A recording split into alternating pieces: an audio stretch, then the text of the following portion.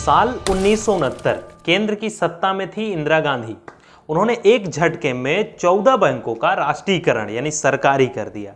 इंदिरा गांधी ने कहा बैंक अपनी सामाजिक जिम्मेदारी नहीं निभा रहे हैं, वह अपने मालिकों के हाथ की कठपुतली बनकर रह गया है।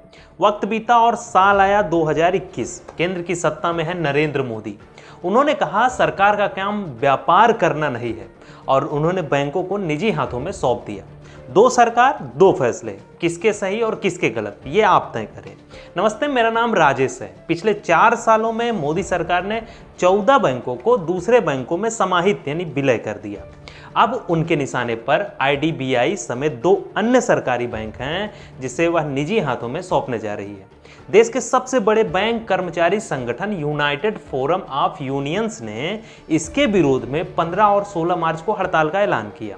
बैंक कर्मियों का कहना है कि ऐसे वक्त में जब सरकारी बैंकों को मजबूत करके अर्थव्यवस्था को गति देने की जरूरत है, उस वक्त उन्हें बेचा जा रहा है। सवाल है कि IDBI बैंक के साथ bank of Maharashtra, bank of India, Indian overseas bank और सेंट्रल बैंक ऑफ इंडिया को खरीदेगा कौन?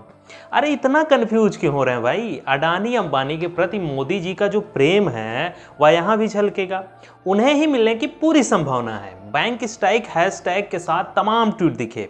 उसी में महाराष्ट्र के ऊर्जा मंत्री का एक ट्वीट दिखा। उन्होंने लिखा, पहले उद्योगपति बैंक से लोन लेकर फ्रॉड करता था, अब ये मोदी जी को पसंद नहीं आता तो उन्होंने पूरा बैंक ही उन्हें सौंप दिया।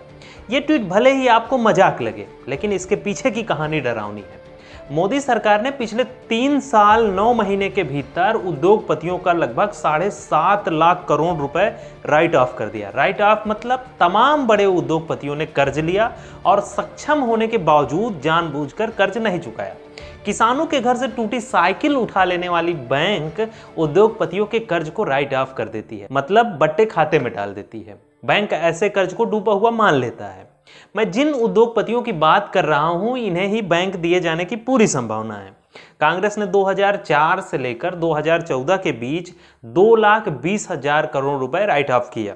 तमाम भाजपा नेताओं ने कांग्रेस पर उद्योगपतियों से मिली भगत का आरोप लगाया, लेकिन अब स्वयं मोदी जी ने महज 4.25 सालों में 7.5 लाख करोड़ रुपए उद्योगपतियों का माफ कर दिया। मतलब एकदम कम समय में कांग्रेस से भी 4 गुना अधिक।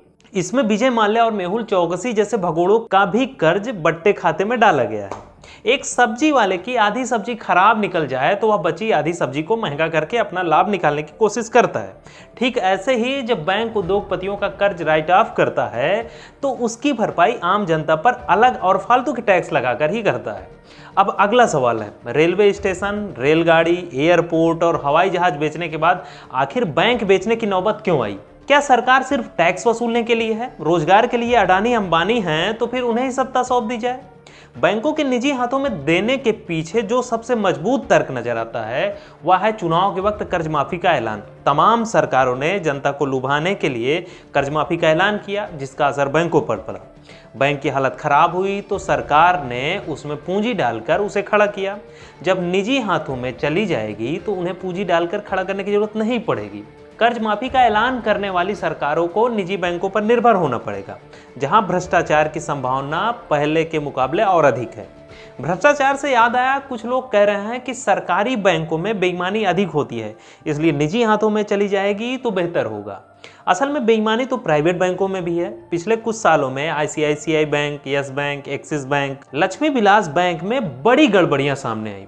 एक सच ये भी है कि जब कोई बैंक डूबने की स्थिति में आ जाता है तो उसे सरकार ही बचाती है।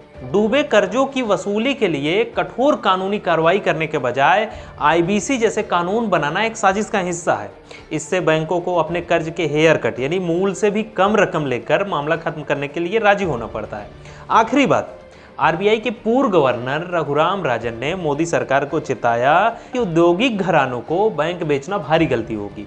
उन्होंने नोटबंदी के वक्त अर्थव्यवस्था बैठ जाने की बात कही थी, लेकिन मोदी सरकार नहीं मानी। नतीजा सामने है। अब उन्होंने बैंकों को बेचना गलत बताया, इसका भी नतीजा सामने आएगा।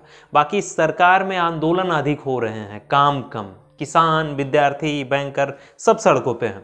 आज के लिए बस इतना ही। वीडियो फेसबुक पर देख रहे हैं तो हमारा पेज लाइक करें, यूट्यूब पर देख रहे हैं तो हमारा चैनल सब्सक्राइब करें। मिलते हैं फिर किसी नए मुद्दे के साथ, तब तक के लिए धन्यवाद।